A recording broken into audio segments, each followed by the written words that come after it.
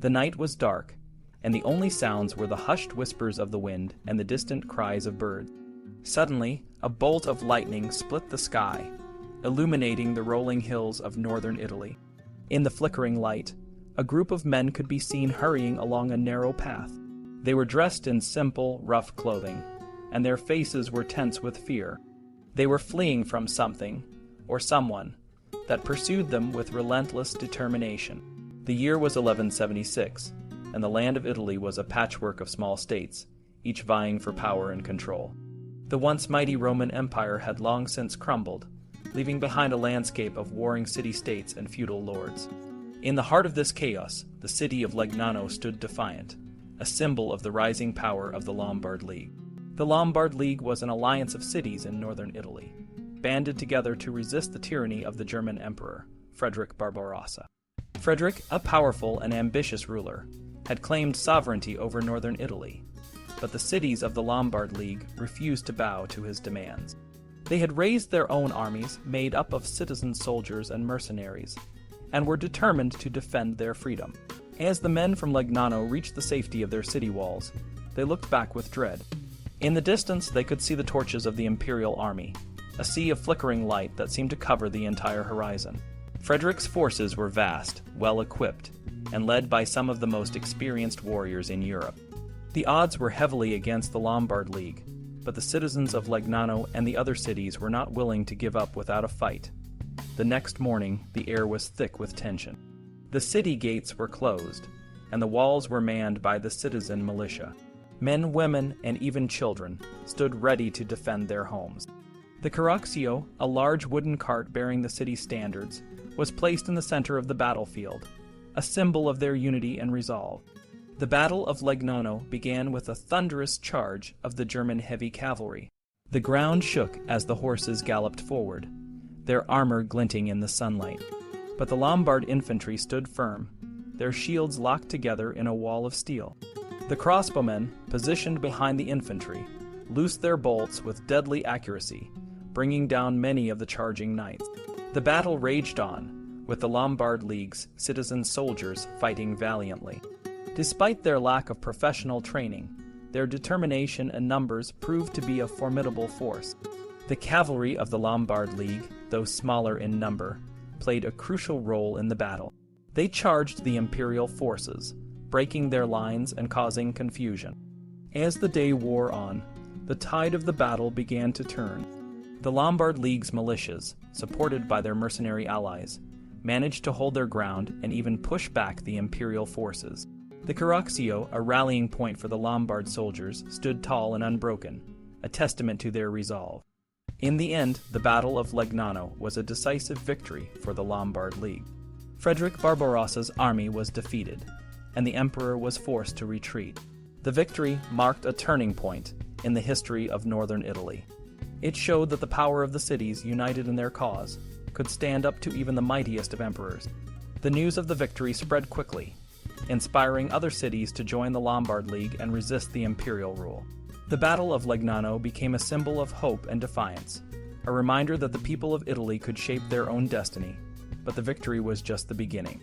The political landscape of Italy was about to change dramatically, with the rise of new powers and the emergence of powerful figures like Frederick II and Pope Innocent III. The 13th century would be a time of great upheaval and transformation, as the cities of Italy continued to grow and assert their independence. In the years that followed, the cities of northern and central Italy would face new challenges and forge their own paths. The militias of the Lombard and Tuscan towns would play a crucial role in the warfare of the 13th century, and the use of mercenaries would become more prevalent. The balance of power in Italy would shift, and new alliances would form, shaping the future of the land. The thunder of war had been heard, and the people of Italy were ready to face it. In the 1260s, the cities of Tuscany banded together to form a league, promising to help each other in times of war. This meant that each city had to send a group of soldiers to fight in a joint army. As the cities took on the responsibility of defending not just themselves but their allies, the enthusiasm of the local citizen soldiers began to wane. It made more sense to hire professional soldiers or mercenaries to meet these commitments. These mercenaries would form small, organized units under their own leaders, becoming a regular part of the military forces. By 1300, while it was still unusual to hire large groups of mercenaries, the commander of the Florentine army, Count Amori of Narbonne, had a company of 100 to 200 Angevin cavalry. Amori led the Florentine forces to victory at the Battle of Campaldino in 1289 against the city of Arezzo. This battle was a turning point, showing the effectiveness of well-organized mercenary units. The presence of foreign armies, like the imperial forces and the Angevin expeditions, brought many mercenaries to Italy. These soldiers, who came from places like France and Catalonia, found plenty of work in the Italian city-states. However, by the end of the century, mercenaries were still a minority in the armies of northern and central Italy. The tradition of citizen soldiers who could be called up to defend their city remained strong. Mercenary units, mostly cavalry, were seen as valuable additions to the traditional forces. In southern Italy, things were different. The emperors and the Angevin dukes relied heavily on mercenaries because their feudal armies were far from home. At the Battle of Benevento in 1266, Manfred's army included many German and Italian mercenaries, and his infantry was made up of Saracen archers. On the other side, Charles of Anjou's army had many French mercenaries. Both sides also used genos and Pisan crossbowmen, who were becoming more important on the battlefield. By the end of the 13th century, Italian armies were a mix of feudal, militia, and mercenary troops. The use of mercenaries increased gradually, and they started organizing into companies. While some historians claim that professional mercenaries suddenly replaced local troops around 1300, the change was actually much slower and more complex. Economic factors played a big role. Italy was at the center of a commercial revolution, and wealthy cities like Florence, Genoa, and Venice could afford to hire professional soldiers. These cities also needed more efficient military systems to protect their expanding interests. Political conditions also changed. After 1250, the influence of the German emperors in Italy declined, and cities no longer feared large imperial or papal armies. Instead, they faced constant rivalry with neighboring cities. War became a regular part of life, and the old system of hastily gathered citizen soldiers was no longer effective. Permanent, specialized troops were needed to defend frontiers and conduct sieges. Internal politics also contributed to the rise of mercenaries. Italian cities were often divided by factions, and these divisions made it difficult to raise a united militia. Political exiles, men who were forced to leave their cities, often became mercenaries and fought for rival cities. Some early mercenary companies started as the bodyguards of city officials, who were responsible for maintaining law and order. The decline of international tensions also meant that internal conflicts became more serious. City officials, like the podesta, sometimes gained more power and hired more mercenaries for their personal guards. The rise of powerful city rulers, or signori, is sometimes blamed for the increase in mercenaries, but this is not entirely accurate. Many signori rose to power with the consent of the people, and their rise was more a result of factionalism than a desire to control the citizenry. Military innovations also played a role. The introduction of the crossbow and the longbow changed the way battles were fought. These weapons required specialized training, which encouraged the use of professional soldiers. The crossbow led to changes in infantry tactics, with soldiers dividing into lancemen and shield bearers. Cavalry also adapted, with the introduction of plate armor and the need for spare horses and support troops. All these changes made it necessary to rely more on professional and specialized troops. The defeat of the Florentine militia by Sienese mercenaries at Monteperti in 1260 highlighted the growing importance of professional soldiers. The Battle of Campaldino in 1289 further demonstrated the value of organized mercenary units. The Guelph army, led by Florence, had a mix of citizen soldiers and mercenaries, including Amori of Narbonne's Angevin cavalry. The Ghibelline forces, led by Arezzo, were more traditionally organized. The Guelphs used a crescent formation with crossbowmen on the flanks, and their use of missile weapons and tactical finesse led to a decisive victory. The Battle of Campaldino showed that while citizen soldiers still played a crucial role, the addition of professional mercenaries made a significant difference. It was a clear sign of the changing face of warfare in Italy, where the line between medieval and Renaissance military practices was beginning to blur. In the 14th century, Italy was a hotbed of conflict, and the story of its wars is often told through the exploits of foreign mercenaries and adventurers. Two notable figures from this era, William della Torre and Diego de Rat, provide a glimpse into the world of these mercenaries. William della Torre, a Catalan adventurer, first appeared in the service of Siena in 1277, leading a small group of 19 mercenaries. By 1279, he had risen to the rank of constable, and by 1285, he was commanding 114 cavalry. After serving Bologna, William moved to Florence in 1290, where his small company, which never exceeded 100 men, garrisoned Tuscan castles. The makeup of William's band was diverse, with Provencals, French, Flemings, Italians, Spaniards, and even an Englishman. Despite the language barriers, William's reputation kept the group together and secured them jobs. A few years later, another Catalan, Diego de Rat, entered the scene. In 1305, Diego was lent to Florence with a group of mercenaries by the Duke of Calabria. He was a seasoned leader, commanding 200 to 300 cavalry and up to 500 infantry. Diego and his company became a stable part of the Florentine army and the Tuscan League, and he even earned a place in literature when Boccaccio mentioned him in the Decameron. However, Diego's story also highlights the less savory side of mercenary life, as Boccaccio tells of how he won the favor of the Bishop of Florence's niece by paying her husband with forged money. While these large mercenary companies were notable, they were not the norm. Most soldiers in the 14th century were part of smaller groups or local militias. However, the companies were unique because of their size, foreign origins, and democratic nature. These larger companies often formed during times of peace, when mercenaries had to find other ways to earn a living. They would band together, elect leaders, and make decisions through group discussions. Contracts with Italian states were often signed by many members, and booty was divided according to rank and service. One of the first significant companies was the Company of Siena, which formed in 1322. It consisted of about 500 cavalry and an unknown number of infantry. The company spent the winter of 1322 to 1323 raiding the Sienese and Umbrian countryside before breaking up in the spring as new opportunities for employment arose. Another notable company, the Company of the Seraglio, emerged in 1329. This group of 800 German cavalry deserted the imperial army of Louis of Bavaria and attacked Lucca. Although they failed to capture the city, they looted the suburbs and established a base in the nearby hills. They then elected an Italian leader, Marco Visconti, who had been sent to negotiate with them by the emperor. In the following spring, they surprised Lucca, looted the city, and sold it to the Genoese for 30,000 florins. After this, they divided their spoils and disbanded. The influx of German mercenaries into Italy was significant.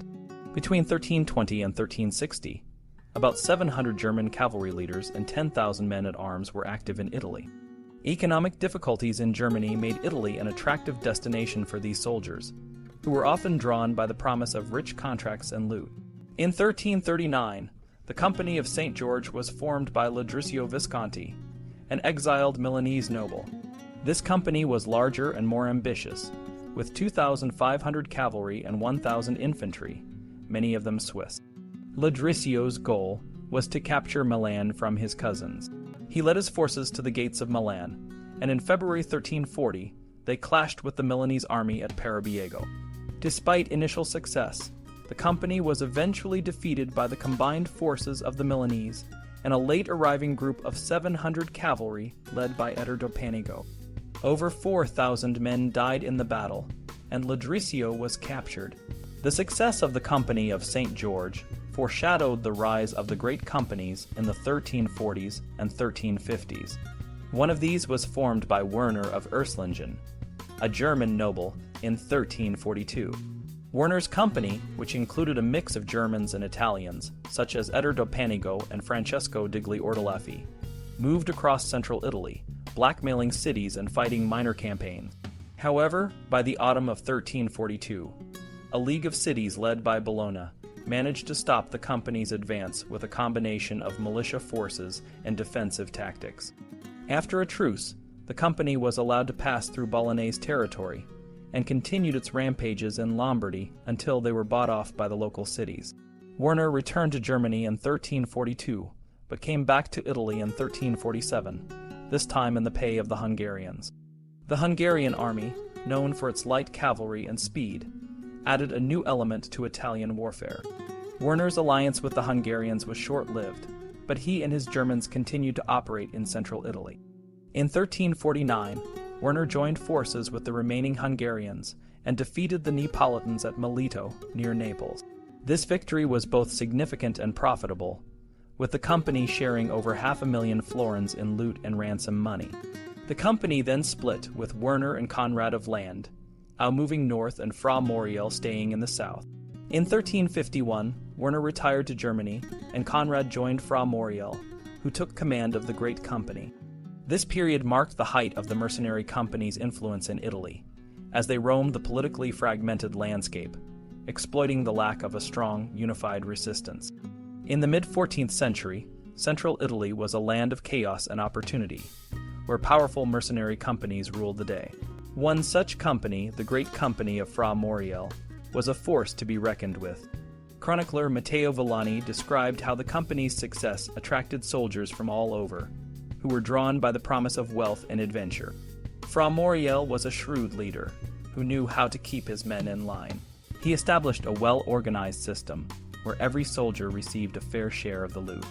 He even set up a chamberlain to manage the money, and appointed counselors and secretaries to help run the company. This discipline and order made the Great Company almost invincible, and cities like Florence had no choice but to pay large sums of money to avoid being plundered. The company was massive, with around 10,000 fighting men and 20,000 camp followers, including many women who handled essential tasks like washing clothes, grinding corn, and cooking. Despite its size, the Great Company was well organized and maintained strict discipline. However, the true strength of the company lay in Fra Moriel's leadership. He was a charismatic figure who commanded respect and loyalty from his men. His leadership was so effective that even when he left the company for a time, it continued to function smoothly under the command of Conrad of Landau. In 1354, Fra Moriel made a fatal mistake. He rode to Rome with a small bodyguard to collect his earnings, but the city was in the hands of Cola di Rinzo, a charismatic but ruthless leader. Rinzo saw an opportunity to boost his popularity and settle his debts by arresting and executing Moriel. This marked the end of an era for the Great Company, and leadership passed to Conrad of Landau. Under Conrad, the Great Company continued to operate, often in the service of various Italian states. However, the nature of the company had changed. They were no longer just bands of marauders. They were becoming professional military forces. Despite their size and experience, the Great Company was not invincible. In 1358, they were defeated by a Florentine army at La Scalelle, and in 1360, they suffered another defeat at Campo del Mascio. These losses showed that even the most powerful mercenary companies could be beaten. A new force emerged in 1361, the White Company, led by Albert Sturz. This company was made up of veterans from the 100 Years' War, and was known for its disciplined and effective fighting style. The White Company introduced new tactics, such as the use of the longbow and dismounted men-at-arms, which gave them a significant advantage in battle. In 1363, the White Company defeated the Great Company at the Bridge of Cancerino, and Conrad of Landau was mortally wounded. The remnants of the Great Company were absorbed into the service of the Milanese. The White Company, with leaders like Sir John Hawkwood, quickly became a dominant force in Italy. They were known for their shiny armor, disciplined behavior, and effective use of longbows. Hawkwood, in particular, gained a reputation for being a skilled and loyal commander. He was not perfect, but he was respected for his military prowess and ability to maintain unity and loyalty within his company. In the mid-1360s, several large companies, including those led by Hawkwood, Sturz, and Baumgarten, roamed Italy, often in the service of different states. Hawkwood, despite some setbacks, became one of the most influential condottieri of the era. He served various Italian powers, including the papacy, and was even given 2 towns in the Romagna as a guarantee of his pay. This marked a significant shift in the role of mercenary leaders, as they began to be recognized and rewarded by the states they served. The era of the free companies was coming to an end, and the age of the condottiere was beginning. Men like Hawkwood were no longer just leaders of mercenary bands. They were becoming essential figures in the politics and warfare of Italy. The discipline and effectiveness of their companies made them valuable assets, and their loyalty when bought was often trusted. However, their actions, such as the brutal massacres at Faenza and Cesena, also left a dark legacy in the history of Italian warfare. Despite the violence and chaos, these mercenary leaders played a crucial role in shaping the military and political landscape of 14th century Italy. The story of the mercenary companies in Italy is a tale that spans decades, marked by shifting alliances, fierce battles, and the rise of powerful leaders. It's a story that shows how the face of warfare in Italy gradually changed over time. In the late 14th century, the days of the great foreign mercenary companies were drawing to a close. The Bretons, once formidable warriors, found themselves serving the rival Pope, Clement VII, during the Great Schism. Their old master, now the anti-pope, needed their support against the properly elected Pope, Urban VI.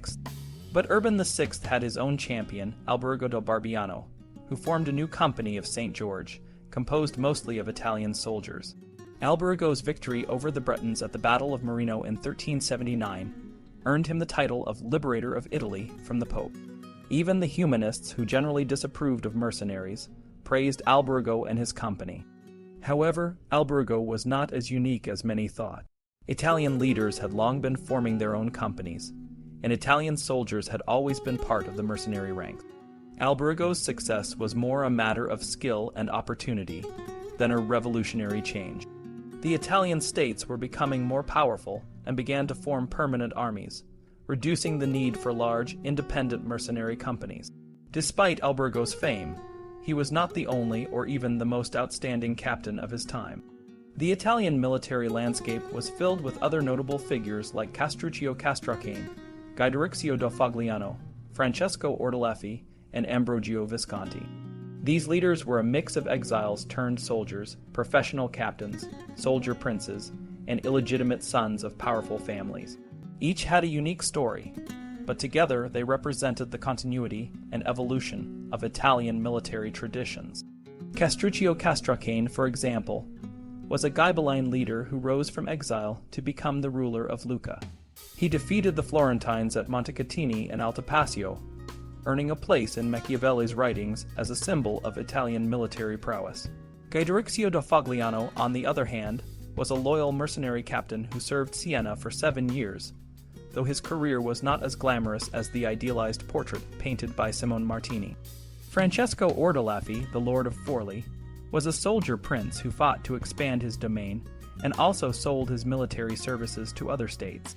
He was known for his ruthless tactics, especially against the clergy, but ultimately fell to the persistent pressure of Cardinal Albornoz. His wife and son continued to fight, but were eventually defeated, and Francesco ended his days as a mercenary captain for Venice. Ambrogio Visconti, an illegitimate son of Bernabo Visconti, the ruler of Milan, formed his own company of St. George. His career was marked by fluctuating fortunes, and he eventually became a victim of peasant retaliation against his troops. Ambrogio's story highlights the personal ambitions and the growing ties between successful soldiers and the ruling dynasties of the time. As the 14th century wore on, the Italian states began to form leagues to protect themselves against the mercenary companies. These leagues aimed to maintain permanent military forces, offering a new and more stable form of employment for soldiers.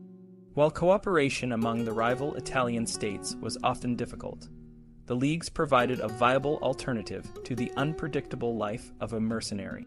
In the end, the great mercenary companies of the past gave way to a new era of military organization. The Italian states, now more powerful and organized, relied less on foreign mercenaries and more on their own forces.